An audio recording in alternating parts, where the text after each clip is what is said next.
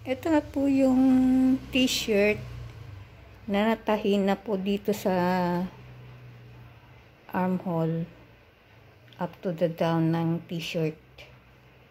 Makikita nyo, kasi portable lang yung ano ko, sewing machine ko, stitches, zigzag dito, tapos stitches.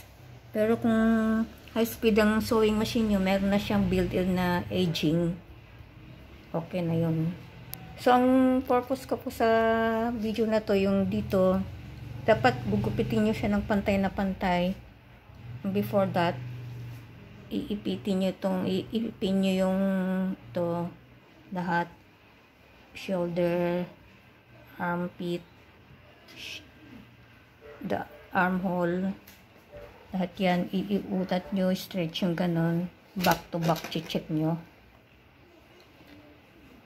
Then, ipin nyo, then cut nyo kung may konting sobra.